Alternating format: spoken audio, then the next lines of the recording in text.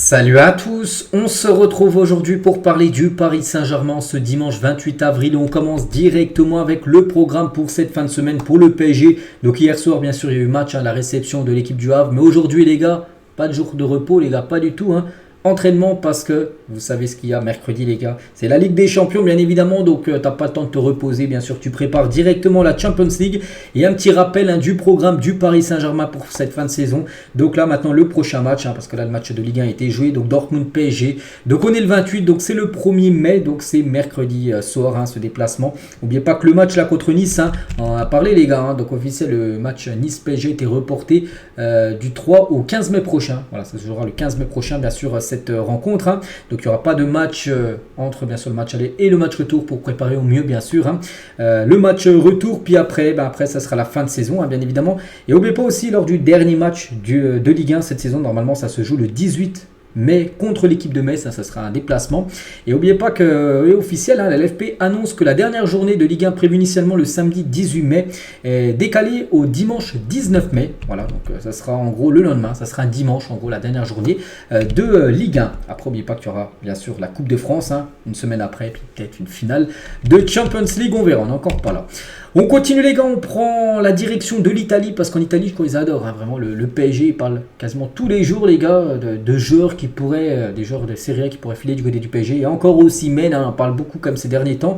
Et Naples attend l'offre du PSG pour Osimhen qui pourra payer la clause cet été, une clause de 120 millions d'euros. C'est la clause de Victor Osimhen. Donc Mattino maintient son info, Osimhen est à un pas du Paris Saint-Germain.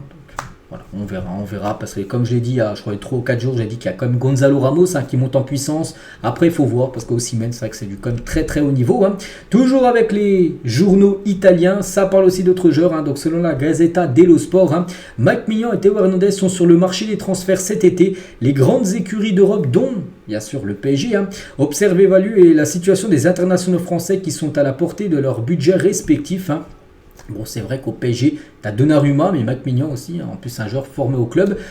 Bon, après, tu as Donnarumma quand même qui fait le taf, mais il faut qu'il fasse le taf aussi en Ligue des Champions. C'est un Donnarumma, parce qu'on se souvient, contre le Barça, ça n'a pas été trop bon. Et tu as aussi Théo Hernandez, qui a son frère en plus qui joue, Lucas Hernandez, qui peut être une option. Après, tu as Nuno Mendes, bien sûr, du côté du PSG, qui est défenseur gauche. Après, voilà, Théo aussi, ça serait bien sûr une grosse recrue, mais bon, vu que tu as déjà Nuno, tu fais jouer Théo. Voilà, tu vas mettre Nuno sur le banc, non? Voilà. Donc si tu fais venir Théo, peut-être dans l'axe avec son frère, il peut jouer dans l'axe, il a déjà joué dans l'axe.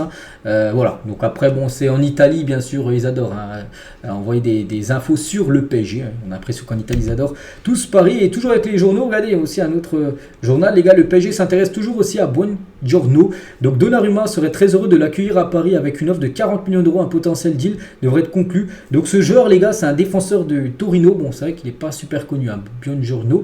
Donc les clubs est intéressés. Donc Naples, Juve, Manchester, l'Atlético, des clubs allemands et bien sûr le PSG qui s'intéresse à ce joueur. Donc voilà, du côté de l'Italie, les gars, à fond bien sûr sur le Paris Saint-Germain. Concernant Bernardo Silva, on a parlé là ces derniers jours, ça se confirme que le PSG va bien relancer l'option, on peut dire Bernardo. Les bonnes relations avec Jorge Mendes sont un atout pour le club. N'oubliez pas que le joueur a une clause libératoire à 58 millions d'euros dès l'été prochain. Bien sûr, pour le PSG, 58 millions d'euros. Le club a les fonds, bien sûr, pour faire l'opération. Après, il faut que le joueur donne son oui aussi pour rejoindre Paris. Si tout est OK, il pourrait signer du côté du Paris Saint-Germain. Ça fait au moins 2 ou 3 mercato estivales d'été. Depuis 2021, 2022, 2023, le PSG est sur le joueur. Donc là, en 2024, Paris, sera peut-être la dernière fois qu'ils vont essayer. Et si c'est pas possible, je pense qu'ils jetteront l'éponge, bien sûr. Avec Bernardo qui commence à prendre un âge. Mais bon, on pense qu'il peut apporter, bien sûr, beaucoup à Paris. Et concernant Bruno Guimaraes, d'après Média Parisien, celui qui gère le Twitter, il a dit le PSG doit clairement se positionner sur Bruno Guimaraes. C'est la recrue idéale de cet été. Donc lui, vraiment, il le veut. Il le veut du côté du PSG. Après, c'est un très bon joueur. Après, bien sûr, ça coûte cher. Bruno Guimaraes, il a une clause. On avait parlé de fin mai jusqu'à fin mai, début juin, une clause à 115 millions d'euros activa, puis après juillet-août, les gars, ça sera Newcastle qui fixera en gros le prix du joueur. Donc ça peut être plus cher, mais ça peut être aussi moins cher. Donc voilà, concernant Guimaraes. Et le PSG souhaite aussi éviter des pertes comme celle de Mathis et Christopher Nkunku. Donc le souhait est de renforcer son engagement envers les jeunes de l'académie. Nasser exprimerait des regrets sur ses départs. Donc tout d'abord Mathys Tel.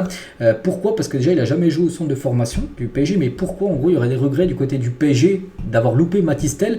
Les responsables du centre de formation doivent également être tenus responsables lorsqu'un joueur d'Île-de-France leur échappe, parce qu'en gros il a été formé du côté de Montrouge, dans la banlieue parisienne, et c'est pas possible les gars que le PSG c'est filé un joueur comme ça, issu de l'Île-de-France, on peut dire. Donc Nasser aurait été plutôt mécontent que Mathys Tel, qui joue à Montrouge jusqu'à l'été 2020, soit passé inaperçu lors du processus de détection, parce qu'il y a beaucoup de journées de détection, on va dire. Les meilleurs joueurs sont détectés bien sûr par le PSG, parce que les meilleurs joueurs de l'Île-de-France, le PSG c'est de les avoir bien sûr pour les amener au centre de formation.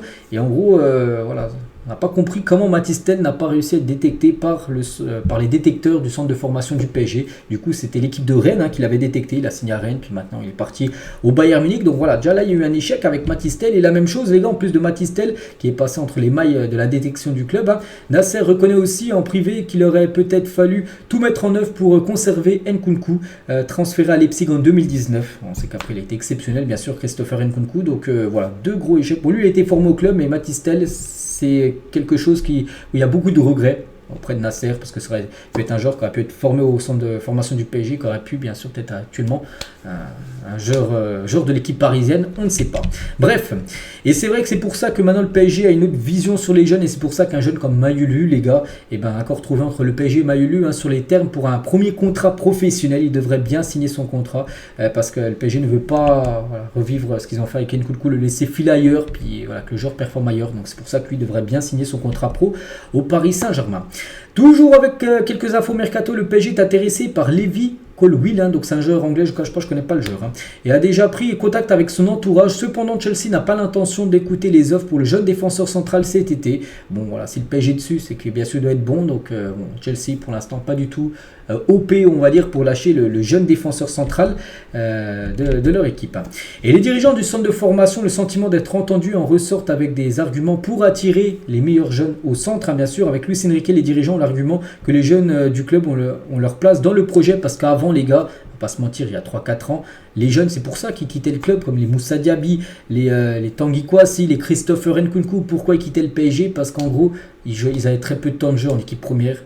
Tu sentais que c'était impossible de jouer en équipe première. C'était les recrues en gros qui étaient les joueurs de l'équipe première, que maintenant ça a changé avec Luis Enrique. Regardez, des jeunes comme Ethan Mbappé, comme Zeremri, les gars. Zeremri, bon, c'est Galtier qui l'a lancé, mais comme Mayulu, les gars, comme d'autres joueurs, comme Zagué, ils ont été envoyés en équipe première, ils ont joué. Et c'est pour ça que maintenant, les jeunes se disent, oui, il y a peut-être moyen de jouer en équipe première, et c'est pour ça qu'il y a peut-être un peu moins de départs qu'à l'époque.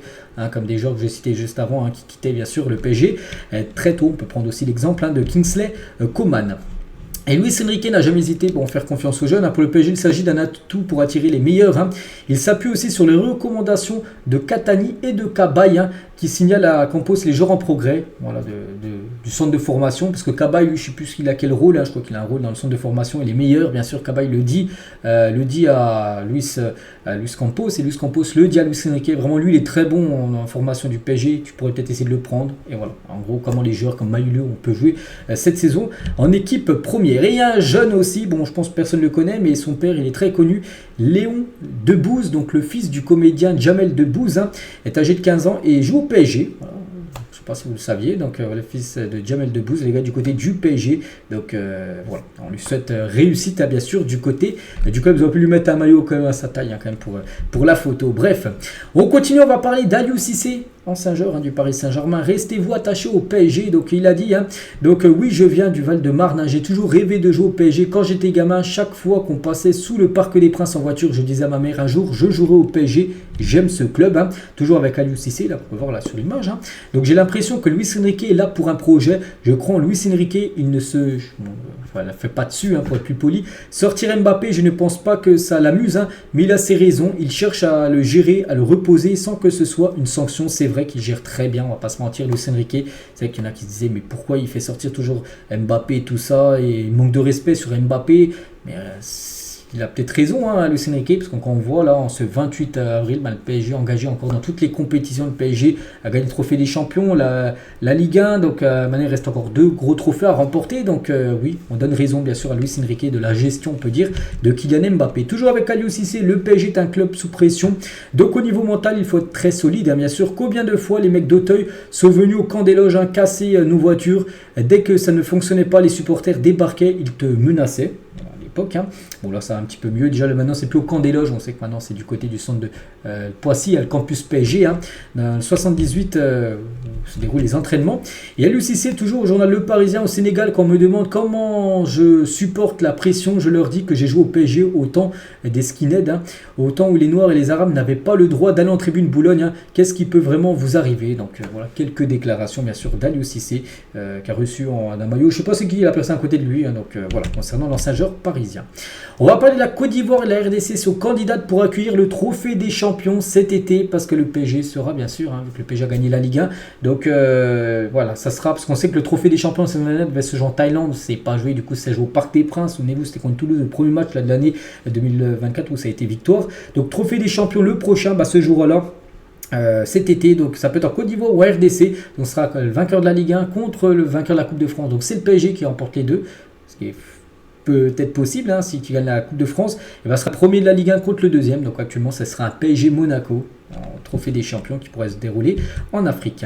Et on finit aujourd'hui les gars avec Daniel Riolo, hein, donc, parce qu'il y a quelques jours il avait dit qu'en gros Bradley Barcola n'était pas un crack pour lui. Il a dit pour moi un crack ces dernières années c'est Phil Foden, Mbappé, Mahrez, Mané, Salah, Rashford, Vini, Yamal, voilà c'est ce genre de joueurs. Il se souvient de joueurs comme Chiesa, Sané, Gnabry, Sancho, Rafinha, Félix, hein, des joueurs de côté comme ça il y en a plein. Barcola n'est pas un crack, voilà, même si moi je vois totalement que c'est un crack, hein, Bradley Barcola, ce qu'il montre, hein, bien sûr, il la montre en plus lors des grands matchs de Ligue des Champions, parce que des fois tu peux, pour un jeune joueur, ne pas du tout te montrer en grand soir de Ligue des Champions, il l'a fait, hein, il était très important, on se souvient, contre le Barça, peut-être il n'aurait pas été là les gars, le match retour, peut-être il n'y aurait pas eu de qualification, hein, bien sûr, parce qu'il provoque le penalty, il fait la passe D sur le premier but égalisateur du PSG, donc oui, pour moi c'est un crack, bien sûr.